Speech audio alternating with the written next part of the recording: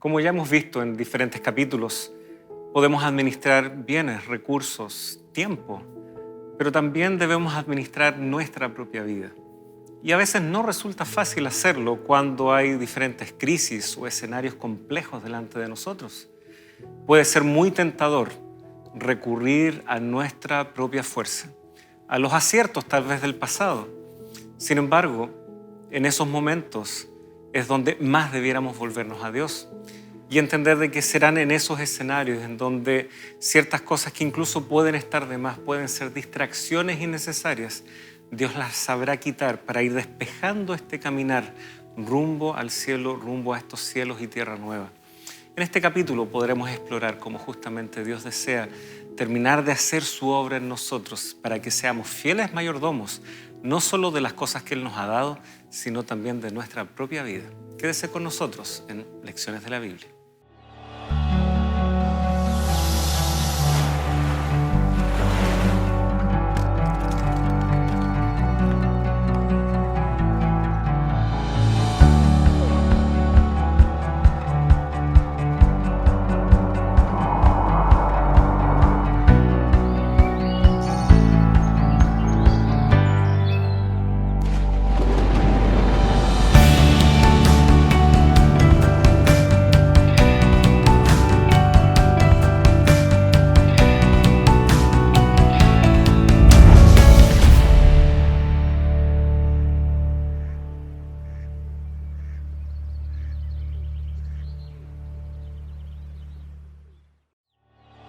Esta semana, ¿cómo administrarse en tiempos difíciles? Ofrece a Dios sacrificios de alabanza y paga tus votos al Altísimo, e invócame en el día de la angustia, te libraré y tú me honrarás. Salmos, capítulo 50, versículos 14 y 15.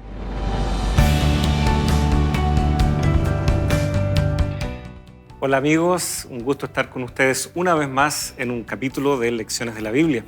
Y estamos llegando ya casi al final, estamos en nuestro penúltimo capítulo de esta serie en particular, así que ha sido muy grato el recorrido y quedándonos esta lección y la siguiente, evidentemente vamos a estar ya encerrando algunas temáticas, pero también abriendo algunas aristas nuevas, como es también la que veremos hoy. Cómo administrar cuando los tiempos se ponen difíciles o, a la luz de la Biblia, cómo administrar también en estos tiempos finales de la historia del mundo. Está también, como ha sido en toda esta serie, el pastor Luis Saavedra. Gracias, pastor, por estar con nosotros una vez más. Muchas gracias por la invitación. Una alegría estar acá nuevamente. Bueno, y el tiempo ha ido pasando, ¿no? Rápidamente, así que es nuestra penúltima lección, nuestro penúltimo tema. Así es, y le agradecemos desde ya por la dedicación y el esfuerzo, naturalmente, de estar acompañándonos aquí.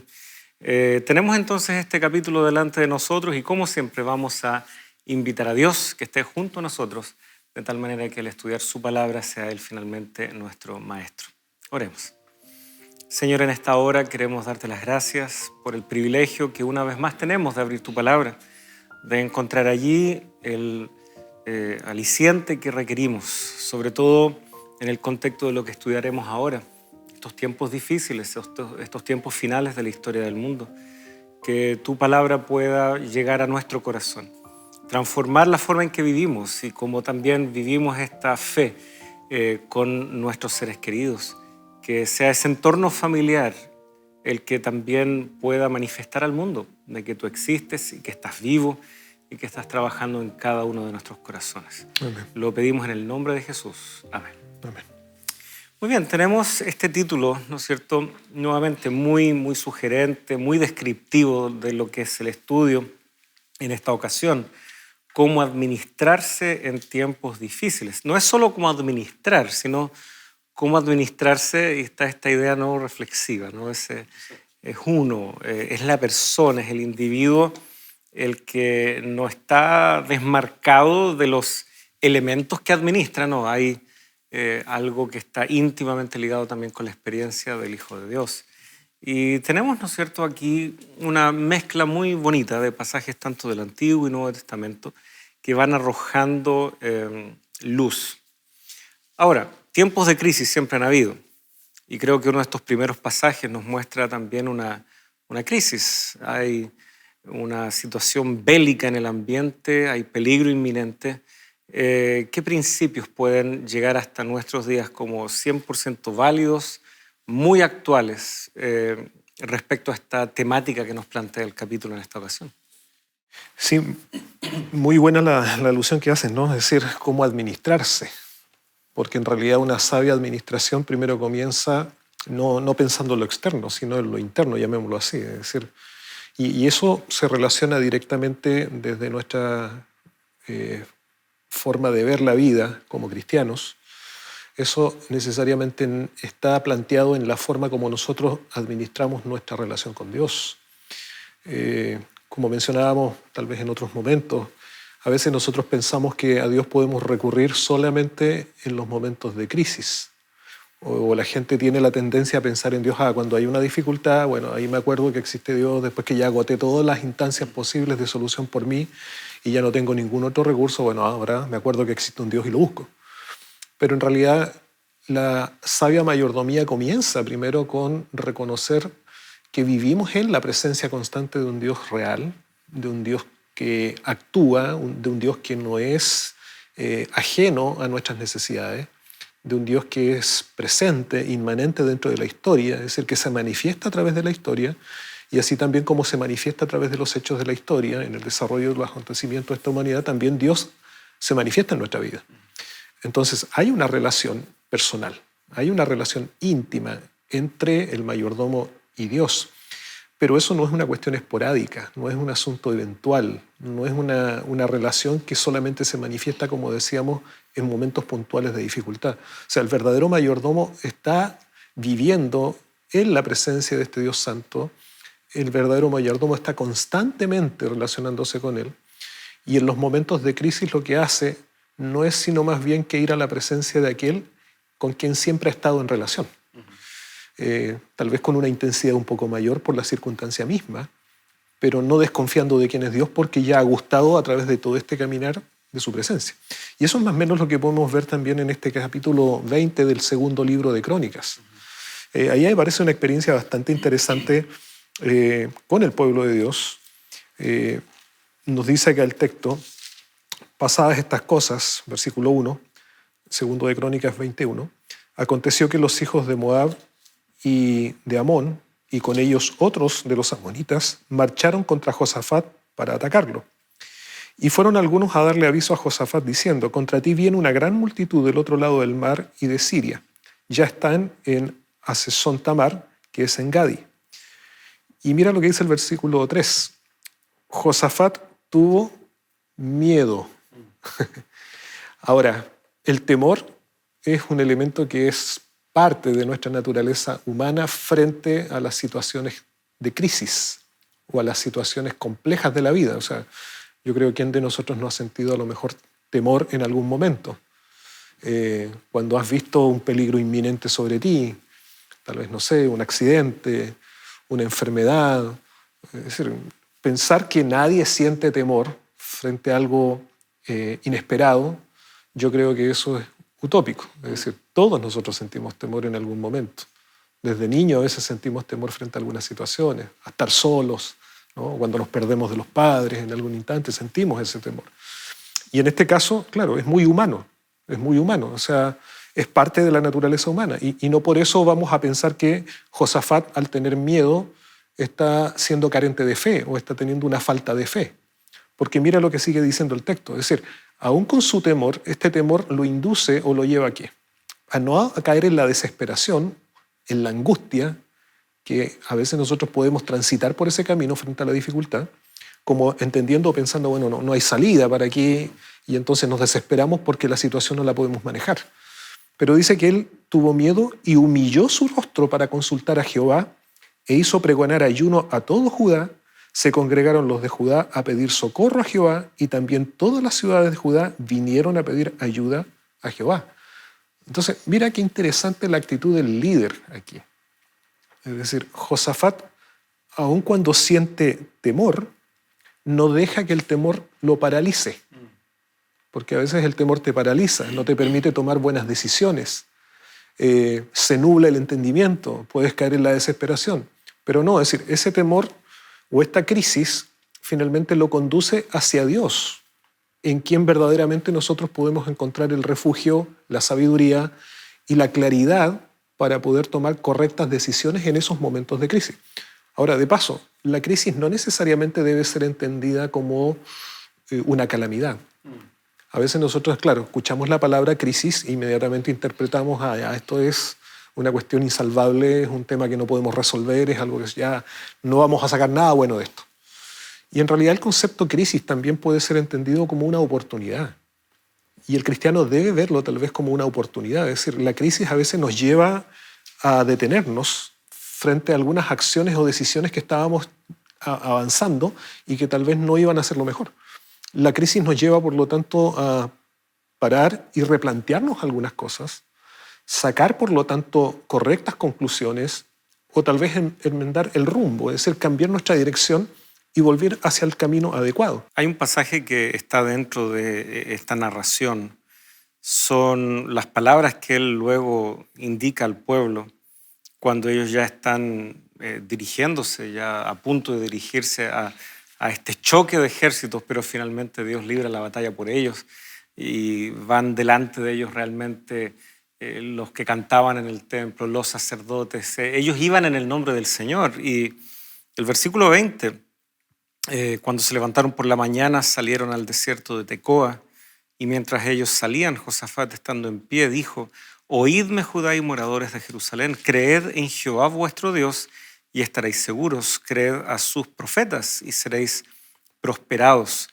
Y casi con esta arenga, por decir así, se sigue desarrollando entonces el relato que termina en una contundente victoria, y pareciera que para el cronista esto es suficiente porque luego ya viene el resumen de lo que fue la vida de este rey. Por lo tanto, sus palabras creo que resuenan hasta el día de hoy. Y ya que tú mencionabas a Pedro, creo que Pedro, no estoy diciendo que él cita este pasaje, pero combina muy bien en el contexto de su segunda carta, la segunda carta de Pedro, que también tiene que ver con este desenlace del mundo, que para muchos será una verdadera crisis, no saber qué hacer, darse cuenta de que el retorno de Jesucristo que ellos daban como mito, leyenda, finalmente sí va a ocurrir. Y bueno, es abriendo esa segunda carta, ahí en el capítulo 1, donde él también nos indica que si creemos en Jesucristo podemos justamente tener una plena confianza de que su promesa se va a cumplir, de que su regreso sí va a darse. ¿Y por qué? 1:19 ahí de la segunda carta de Pedro, tenemos también la palabra profética más segura, a la cual hacéis bien en estar atentos como a una antorcha que alumbra en un lugar oscuro. Por lo tanto, Pedro aquí está haciendo frente a varias personas que divulgan dudas y ataques al mensaje de la iglesia cristiana muy tempranamente. Y uno de ellos es: no hay segunda venida, no hay tal cosa. Y sin embargo, Pedro puede finalmente decir tanto lo que predican respecto al Evangelio, Jesús, como aquello que apunta hacia el momento en donde Dios ha de intervenir una vez más en la historia. Esto no está basado en fábulas artificiosas, como él dice un par de versículos antes, sino en la palabra segura, la palabra profética de Dios. Y creo que en momentos de angustia, de dificultad, debiéramos volver nuestra mirada hacia su palabra, más que a quienes tal vez son autodenominados especialistas o comentaristas de la actualidad, sino pensar justamente en lo que la palabra de Dios ya ha anticipado respecto a esto. Así es. Mira, y volviendo un poco al relato de Segundo de Crónicas 20, ahí hay un elemento importante porque frente a esa arenga, como tú mencionabas, de Josafat, primero hubo una búsqueda de Dios, luego hubo una revelación de Dios, porque Dios levanta a un profeta que entrega este mensaje de seguridad y de confianza: estad quietos, ¿no? Tranquilos, porque Dios finalmente será quien vencerá la batalla por ustedes. Y luego de eso, en esa seguridad de la palabra, es como Josafat se manifiesta delante del pueblo en esta arenga. Entonces, mira, qué importante es este concepto de la revelación de Dios, Porque frente a las circunstancias difíciles, donde el camino es sombrío, donde la crisis ya no solo se avecina, sino tal vez donde la crisis ya es una realidad, ¿de qué te aferras? ¿Qué es lo que te queda? Porque tal vez todo lo que era, como hemos dicho en otros estudios, todo lo que tú pensabas que era lo sólido, pensabas que era lo concreto, en lo cual tal vez podías colocar tu confianza, tu seguridad, ya no está. O sea, Josafat frente a esta realidad, su confianza ya no podía estar en sus armas, no podía estar en su ejército, porque todo eso era precario frente a la inminente ataque donde venían, digamos, reyes en una coalición. Entonces, ya lo que tú pensabas que era seguridad ya no la tienes. Pero ¿dónde está la seguridad del cristiano entonces? En las promesas de Dios, en su palabra, en la revelación. Por eso es importante entender esto, es decir, la fe del cristiano se sustenta en algo concreto. Es decir, nuestra fe no se sustenta en el aire, por decirlo de alguna manera. La fe se sustenta en la palabra, en lo que ha dicho Jehová, en las promesas de Dios. Y es ahí donde nosotros acudimos y nos aferramos. Lo que mencionabas en relación a Pedro, es decir, en aquel tiempo se mofaban, ¿no? Acusaban de fábula, o sea, no, si las cosas están igual que siempre, esto nunca ha cambiado, siempre ha sido así.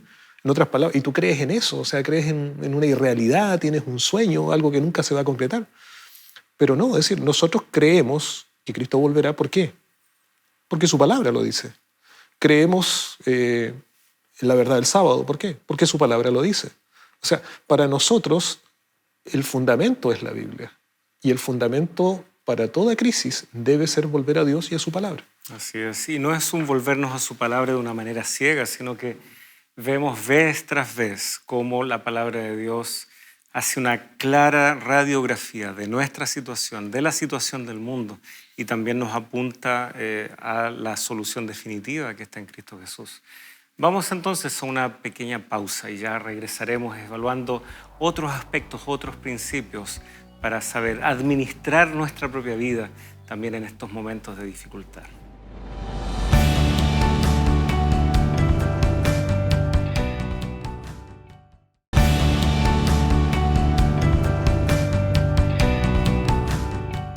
Gracias por permanecer junto a nosotros, ya estamos de regreso y justamente antes de la pausa mencionábamos allí cómo la palabra segura de Dios fue tan fundamental para este episodio en la vida de Josafat y del pueblo.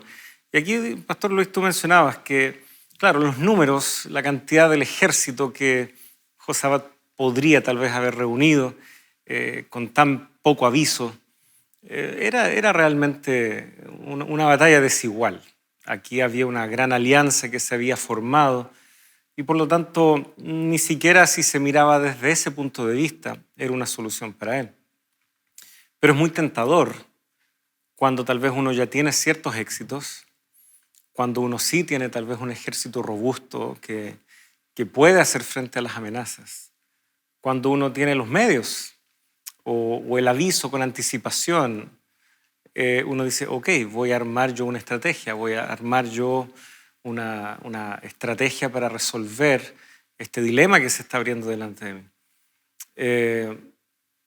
¿Será que Dios acepta eso? ¿Será que aún teniendo los medios, los recursos, la fuerza, será que es viable prescindir de Dios en una ocasión como esa?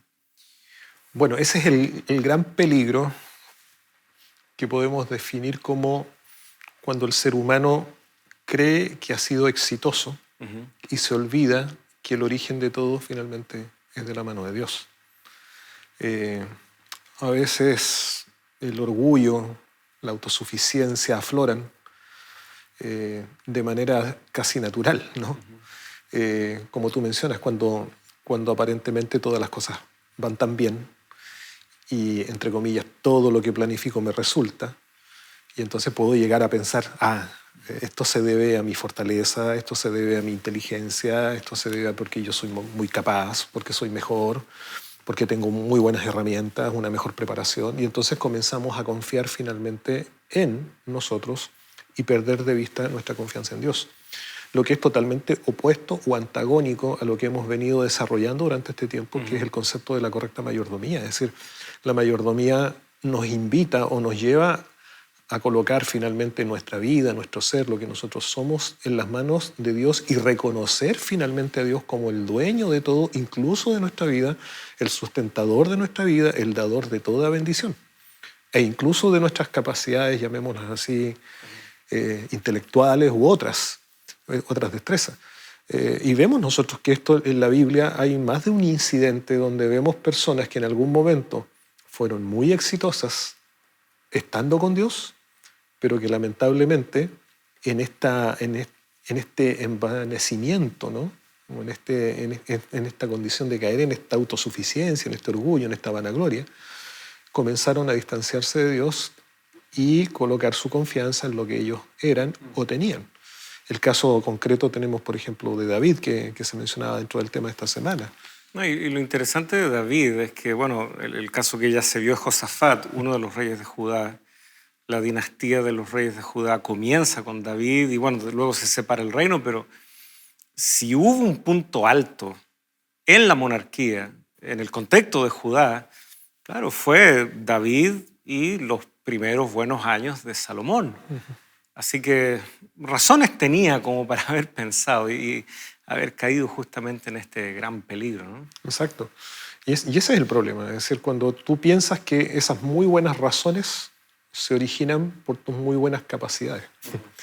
Y te olvidas que esas muy buenas capacidades no provienen únicamente de ti, sino que provienen de un Dios que tiene planes también para ti.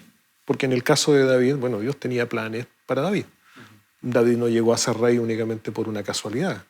O sea, Dios conocía el corazón de David. Hay una elección, hay un llamado de parte de Dios. David fue desde pequeño muy cercano en su relación con Dios, recordemos, ¿no?